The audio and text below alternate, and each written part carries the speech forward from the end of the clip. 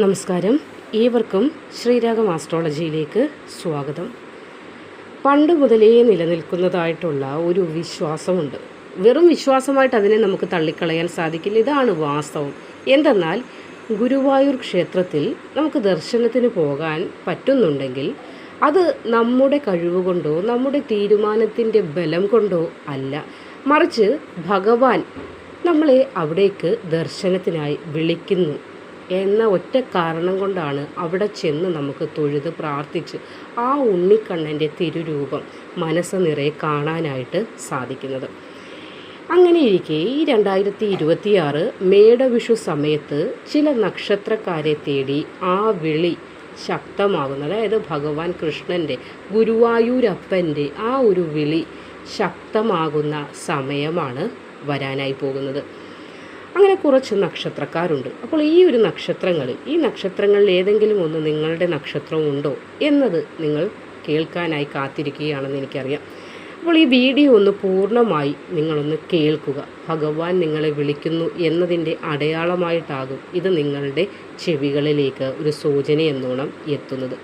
നമുക്കറിയാം, കേരളത്തിലെ ഏറ്റവും ശക്തമായ കൃഷ്ണക്ഷേത്രങ്ങളിൽ ഏറ്റവും പ്രധാനപ്പെട്ട ക്ഷേത്രമാണ് ഗുരുവായൂർ അമ്പലം എന്ന് പറയുന്നത്.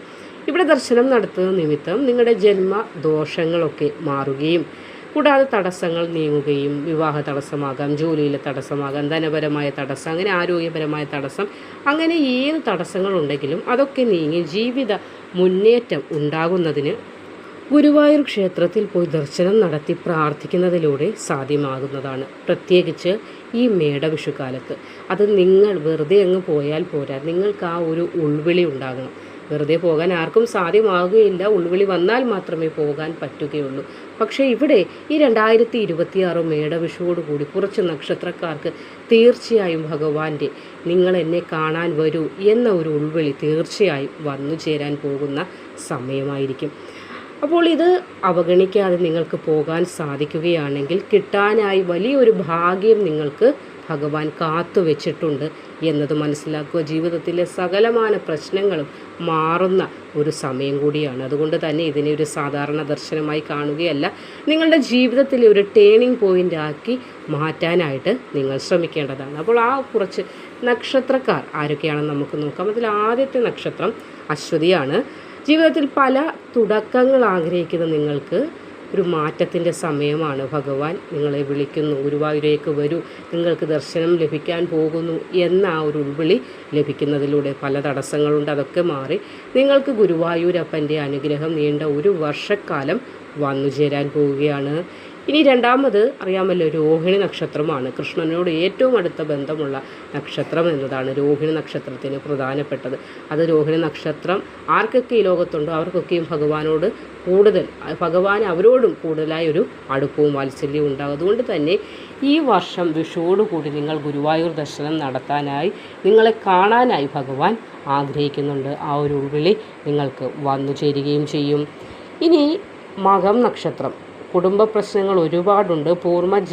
പൂർവ്വജന്മത്തിലെ ചില ദോഷങ്ങളും ഇപ്പോൾ നിങ്ങൾ പേറുന്നുണ്ട്. അപ്പോൾ അതിൽ നിന്നൊക്കെ ഒരു മാറ്റം വരാനും ശാന്തി ലഭിക്കുന്നതിനും വേണ്ടി നിങ്ങൾ നിർബന്ധമായും ദർശനം നടത്തേണ്ടതാണ് ഗുരുവായൂർ. പ്രത്യേകിച്ച് ഭഗവാന്റെ ഒരു ഉൾവിളി നിങ്ങൾക്ക് വരാൻ പോകുന്ന ഈ ഒരു സന്ദർഭത്തിൽ. ഇനി അടുത്തത് വിശാഖമാണ് നക്ഷത്രം. ആഗ്രഹങ്ങൾ ഒരുപാടുള്ളവരാണ് വിശാഖം നക്ഷത്രക്കാർ. എല്ലാവർക്കും ആഗ്രഹമുണ്ട്, എന്നാൽ വിശാഖം നക്ഷത്രക്കാർക്ക് ഡബിളായിട്ടുള്ള കുറച്ച് ആഗ്രഹങ്ങളാണ്. അവർക്ക് ഒന്നിനു പിറകെ ഒന്നായിട്ട് ആഗ്രഹങ്ങളുടെ ഒരു ഘോഷയാത്ര തന്നെ കൂടെ ഉള്ളവരാണ്. പക്ഷേ അങ്ങോട്ടൊന്നും നടക്കുന്നില്ല. അതാണ്ട് ഇരട്ടിയായിട്ട് ആഗ്രഹങ്ങൾ ബക്കറ്റ് ലിസ്റ്റിൽ ഒരുപാടുണ്ട് താനും. അപ്പോൾ അതൊക്കെ അങ്ങോട്ട് നടക്കുന്ന സമയമാണ്. ഗുരുവായൂരപ്പൻ്റെ അനുഗ്രഹം കൂടുതലായി ഉണ്ട്.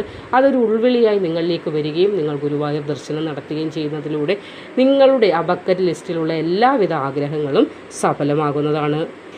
അടുത്തത് ഉത്രാടം നക്ഷത്രമാണ്. ജീവിതത്തിൽ ഒരു സ്ഥിരതയില്ലാത്ത സമയത്തിലൂടെയാണ് ഉത്രാടം നക്ഷത്രക്കാർ കടന്നു പോകുന്നത്. എന്ത് തീരുമാനിച്ചാലും രാവിലെ നാളെ തൊട്ട് നല്ലൊരാളായി മാറാമെന്ന് തീരുമാനിക്കും. പക്ഷെ തീരുമാനം മാത്രമേ നടക്കത്തുള്ളൂ. കുറച്ച് നേരം എന്തെങ്കിലുമൊക്കെ കാട്ടിക്കൂട്ടിയിട്ട് പിന്നെയും അങ്ങ് ഒരു ഉദാസീനമായ മട്ടിൽ ജീവിതം മുന്നോട്ട് കൊണ്ടുപോകുന്നവർ. അപ്പോൾ ഒരു ഭാഗ്യമൊക്കെ വന്ന് സമയമൊക്കെ ഒന്ന് തെളിയേണ്ടതായിട്ടുള്ള കാലഘട്ടമാണിത്. അതുകൊണ്ട് ഭഗവാന്റെ ഉൾവിളി ഉണ്ടാവുകയും ഗുരുവായൂർ ദർശനം നിങ്ങൾക്ക് നടത്താൻ ഭാഗ്യമുണ്ടാവുകയും അതിലൂടെ ജീവിതത്തിലൊരു വലിയ മാറ്റം വന്നു ചേരുകയും ചെയ്യും. ഇനി അവസാനത്തെ നക്ഷത്രം രേവതിയാണ്. മനസ്സിലല്പം ഭയം കൂടുതലായിട്ട് ഈ ഒരു സമയത്ത് ഉണ്ട്. എന്തിനെ എന്നാണ് ചോദിച്ചാൽ ഒരുപാട് കാര്യങ്ങളെക്കുറിച്ച് ഭയമുണ്ട്, ആശങ്കകളുണ്ട്, ഉറക്കമില്ലാത്ത അവസ്ഥയിൽ രേവതി നക്ഷത്രക്കാർക്കുണ്ട്. അപ്പോൾ ഇതൊക്കെ ഒന്ന് മാറണമെങ്കിൽ തീർച്ചയായും ഗുരുവായൂർ ചെന്ന് ഉണ്ണിക്കണ്ണനെ കണ്ട് പ്രാർത്ഥിച്ചാൽ മാത്രമേ സഫലമാകൂ. അതിന് അദ്ദേഹം തന്നെ തീരുമാനിക്കണം, അദ്ദേഹം തന്നെ വഴിയൊരുക്കും. നിങ്ങൾക്കായിട്ടുള്ള ഒരു ഉൾവിളി ഉടൻ തന്നെ നിങ്ങളിലേക്ക് വന്നു ചേരുകയും അതുവഴി ശാന്തിയും സമാധാനവും ജീവിതത്തിൽ കളിയാടുകയും ചെയ്യും. ഇനി ഗുരുവായൂരിൽ പോകുമ്പോൾ പുലർച്ചെ ഒരു നിർമ്മാല്യ ദർശനമൊക്കെ നടത്താനായിട്ട് ശ്രമിക്കുക.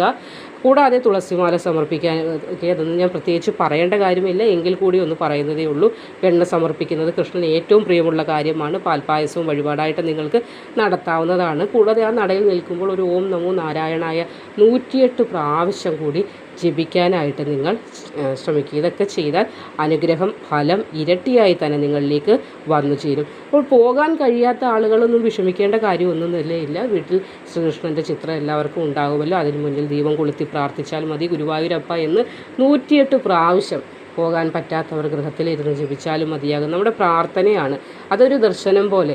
ആ ഉള്ളു മനസ്സ് നിറഞ്ഞ് ഭഗവാനെ വിളിക്കുമ്പോൾ അത് ക്ഷേത്രനടയിൽ തന്നെ ആവണമെന്നൊന്നുമില്ല. പക്ഷേ ഇവിടെ പറയുന്നത് കുറച്ച് നക്ഷത്രക്കാർ, അതായത് ഈ പറഞ്ഞ നക്ഷത്രക്കാർക്ക് തീർച്ചയായും ഭഗവാന്റെ ഒരു ഉൾവിളി ഉണ്ടാകും. കാരണം ഓരോ നക്ഷത്രക്കാർക്കും ജീവിതത്തിൽ നേട്ടങ്ങൾ, ഭാഗ്യങ്ങൾ, ദൈവ കടാക്ഷമൊക്കെ വരേണ്ട ഓരോ സമയമുണ്ട്. അപ്പോൾ ഇവിടെ പറഞ്ഞ നക്ഷത്രക്കാർക്ക് അതിനുള്ള സമയമാണ്. കയ്യിൽ ഒന്നുമില്ലെങ്കിൽ പോലും നിങ്ങൾ കയ്യിൽ ഒന്നും ഭഗവാൻ കൊടുക്കാനില്ല എന്ന രീതിയിലാണ് വിഷമത്തിൽ പോവുകയാണെങ്കിലും ഹൃദയത്തിൽ വിശ്വാസമാണ് നിങ്ങളവിടെ ഭഗവാനെ സമർപ്പിക്കുന്നത്. ആ സമർപ്പിക്കുന്നത് ഇരട്ടി ഭാഗ്യവും നേട്ടവുമായി ഗുരുവായൂരപ്പൻ നിങ്ങൾക്ക് തരും. ഗുരുവായൂരപ്പൻ നമ്മൾ ആശ്രയിക്കുന്നവരെ ഒരിക്കലും കൈവിടാത്ത ദേവനാണ് ഗുരുവായൂരപ്പൻ. നിങ്ങളുടെ ഈ ഒരു ആഗ്രഹം അല്ലെങ്കിൽ ഭഗവാനിൽ നിന്ന് വന്നു ചേരാൻ പോകുന്ന ഒരു വിളി നിങ്ങൾക്ക് ഉറപ്പായും വന്നു ചേരും. പൊളിമയുടെ വിഷുവോടുകൂടി നിങ്ങൾക്ക് എല്ലാവർക്കും ഗുരുവായൂർ ദർശനം നടത്താൻ സാധിക്കട്ടെ. എല്ലാവർക്കും ഭഗവാന്റെ അനുഗ്രഹം ഉണ്ടാകട്ടെ എന്ന് ആശംസിക്കുന്നു. നന്ദി.